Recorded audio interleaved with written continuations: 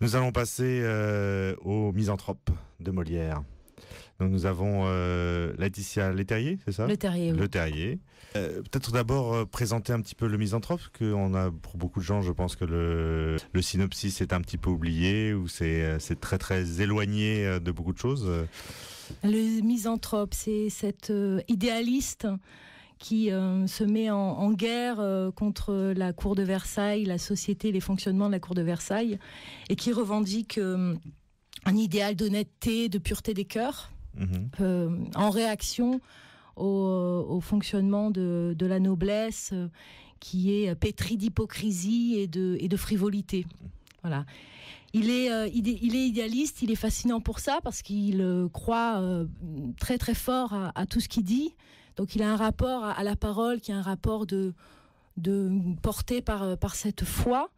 Évidemment, ça dénote avec la parole des personnages environnants de la cour, qui est une parole maîtrisée et qui est une parole fabriquée autour de règles de l'époque, mais qui peuvent être très facilement transposables à notre époque. Et règles essentiellement donc qui tournent autour du paraître, voilà.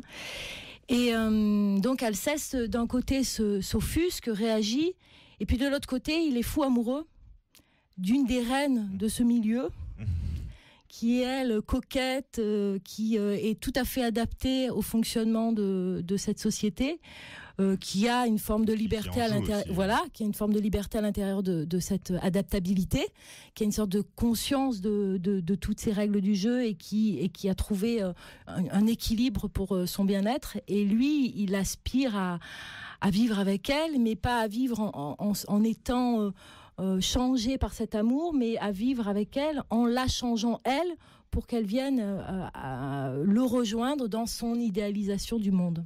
Voilà. Parce que tu parlais d'honnêteté, enfin moi j'avais l'impression quand je l'ai relu justement parce que ça j'avais un peu oublié, qu'il était que le mot ait le sens qu'on lui donne et pas quelque chose qui soit complètement parti sans avoir de rapport avec la réalité de ce que peut être ces mots. Donc pour redonner en fait à chaque mot leur sens. Oui, tout à fait. Il est vraiment dans un rapport au mot qui est très touchant et nous on l'a vraiment travaillé comme ça sur ce rapport à la parole. Lui, il est habité par ce qu'il dit. Comme un idéaliste, hein. C'est là où quelque part il y a aussi une question qui peut se poser sur sa sincérité à lui, puisqu'en fait quand on est pris par autant de foi et de conviction, quel espace on laisse au présent et au vivant, voilà. Et c'est toute la question qu'on se pose. Il dénonce le paraître, qui est en effet condamnable, justement dans le manque d'honnêteté et de sincérité que ça peut impliquer. Mais c'est Guy qui disait une phrase. Tu veux bien dire la citation de Nietzsche dont tu me parlais sur le paraître ? Oui, le paraître, c'est aussi de l'être. Ce rapport au paraître, la façon dont il dénonce ce paraître est un peu catégorique. Et c'est dommage parce que quelque part, à l'intérieur de ça, il y a une vérité qui lui échappe, qui est que on est pétri du social aussi. Donc oui, non, c'est vrai que c'est peut-être pour ça d'ailleurs que ça s'appelle le misanthrope, puisqu'il dit qu'il va vivre seul et que quelque part, a refusé à vouloir dire toujours ce que l'on pense et à toujours attacher un mot. À ne pas pouvoir soumettre le monde à sa vision du monde. Il préfère vivre seul avec cette vision qu'il partagera avec lui-même. Bon. Après, on ne sait pas vraiment s'il part, parce qu'à la fin, il y a Philinte qui dit qu'il veut aller et qui demande à Eliande, viens, on va aller essayer de le faire changer d'avis. Et tout est possible sur la suite. Hein. Oui, parce qu'il y a le discours et les actes. Hein. C'est aussi la question que... Voilà, c'est aussi la question que pose la pièce. Entre autres, pour le personnage de Philinte, il y a le discours, les actes. Et qu'est-ce qui est important dans tout ça ? C'est ce que l'on fait, ce que l'on dit. Voilà. Et donc justement, qu'est-ce que toi parce que Misanthrope ça a été joué un nombre inénarrable de fois. Oui. Et pourquoi tu as choisi cette pièce et qu'est-ce qui t'importe dans ce discours, dans le discours de Molière Pourquoi j'ai choisi cette pièce ? Parce que en la relisant, elle correspondait très très fort à des préoccupations que je pouvais avoir et à une sensibilité que j'avais sur le monde actuel. Parce que on croit qu'on est en démocratie, mais je pense que c'est une démocratie qui a qui est abîmé par la médiacratie. Et pendant longtemps, avant d'être sensibilisée à ce mot médiacratie qui m'a beaucoup parlé, je me disais oui, on a coupé la tête au roi, on croit qu'on n'est plus Aristo, mais tout est pareil. Il y a une façon de notre société de fonctionner qui est où tout, d'où on vient détermine où on va, où on est très enfermé dans les modèles sociaux. Et cette société de consommation qui nous fait croire que être heureux, c'est d'avoir, m'agresse énormément. Et le misanthrope a été pour moi une sorte de valve, de respiration. Je me suis sentie d'un seul coup appelée par ce texte. Et je me suis dit, mais c'est ça que j'ai envie de dire aux gens. C'est regardez ce système dans lequel vous êtes et trouvez votre liberté dans tout ça. Ne croyez pas à tout ce qu'on vous dit. Posez-vous la question de vous, à l'intérieur de tout ça, de vos vrais désirs, pas de ceux qu'on vous formate et qui vous amène à vouloir avoir des choses autour de vous, de penser que le bonheur, c'est toutes ces choses qui font en nous, en fait, un grand vide, parce que c'est pas ça. On a besoin de se sentir en vie, essentiellement, et c'est pas les objets qu'on va avoir autour de soi qui vont nous permettre de nous sentir en vie, mais c'est véritablement le rapport qu'on mène à soi. Oui, et aux autres. Et aux autres, voilà. Parce que vraiment dans le misanthrope, c'est ça. C'est qu'il y a parce que derrière, il pourrait vivre tout seul et avec lui-même, voilà, il sera en accord. Il sera en accord. Je ne suis pas sûre qu'il serait heureux, mais il sera en accord. Non, voilà, oui, mais ça c'est sûr. Et c'est vrai que c'est ça qui est intéressant dans la pièce, le rapport qu'il met avec Célimène, qui le met dans quelque chose d'autre que son propre petit monde où il pourrait se retrouver un petit peu, et il est confronté à quelque chose. Et Célimène, c'est pas par hasard. On l'a beaucoup traité. Enfin, moi, j'ai lu beaucoup de choses autour de ce personnage avant d'aborder la mise en scène, et on a beaucoup traité ce personnage de coquette, de femme légère. En fait, elle est très, très, très beaucoup plus profonde qu'on peut l'imaginer. Elle a compris comment ça fonctionnait. Elle se fait à cette règle du jeu, et plus fort, je pense qu'elle a trouvé une certaine liberté dans tout ça. Et on croit qu'elle médit pour médire, mais elle est capable de dire des choses d'une vérité et d'une extrêmement percutante à Alceste, et je pense que c'est aussi ça qu'il aime, Alceste. C'est cette vérité-là qu'il entend chez cette femme. On pourrait peut-être même avoir un petit extrait, si tu veux bien, Ève. Et ne faut-il pas bien que monsieur contredise à la commune voix?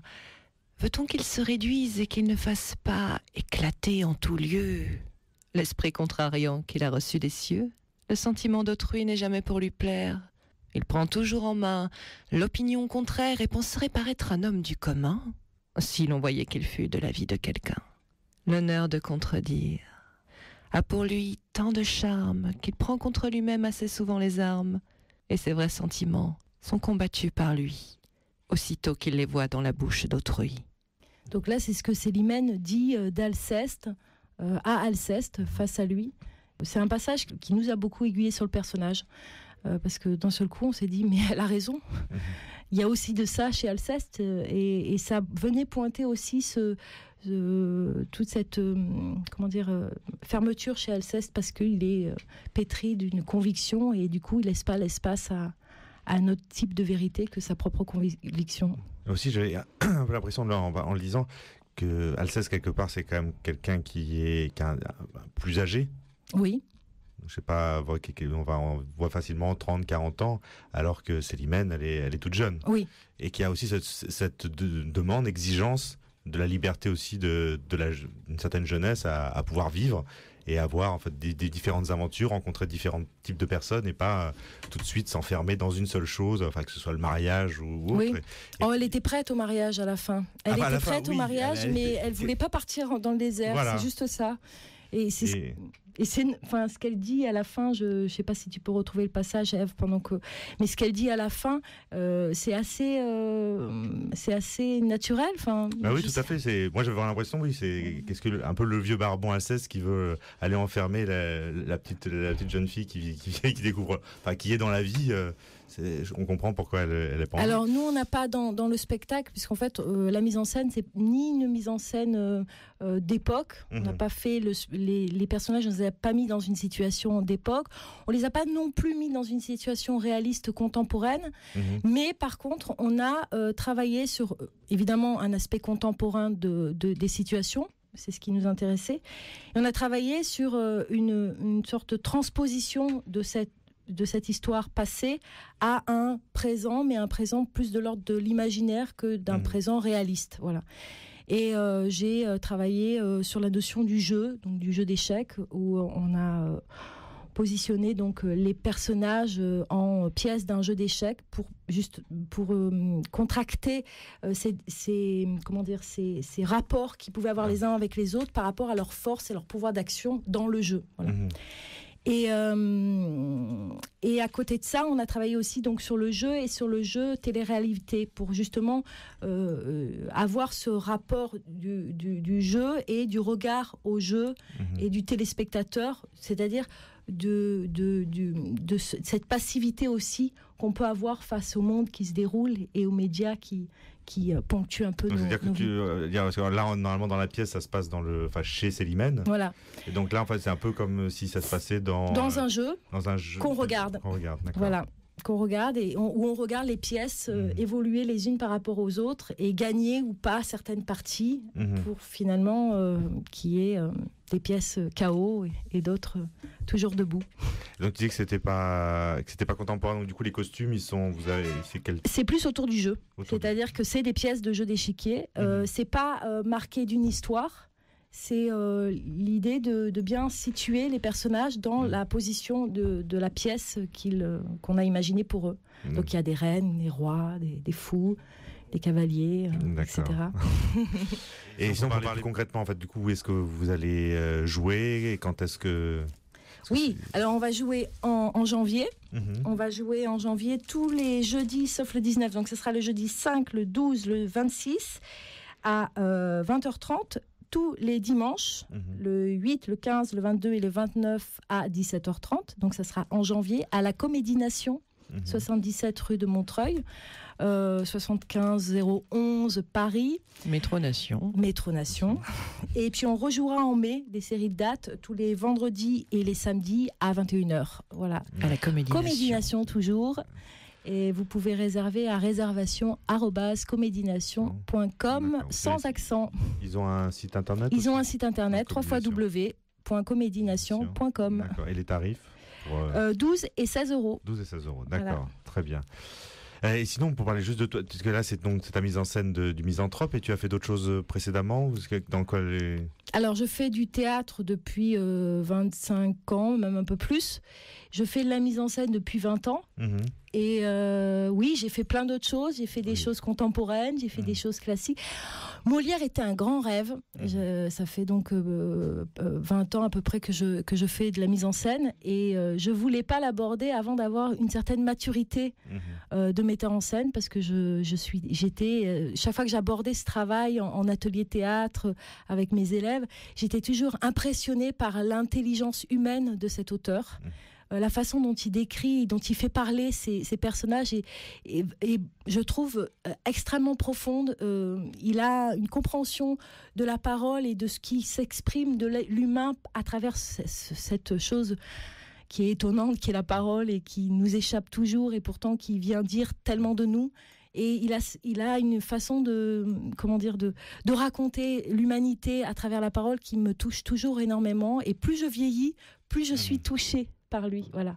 Et à ce moment-là, je me suis dit, allez, il faut que tu arrêtes de pas oser aborder ça. Vas-y, maintenant, tu as peut-être la maturité qu'il faut. Je ne sais pas si j'ai la maturité qu'il faut, mais je me suis régalée avec ce travail. Voilà. Ça, c'est déjà, et avec mon équipe. C'est déjà important.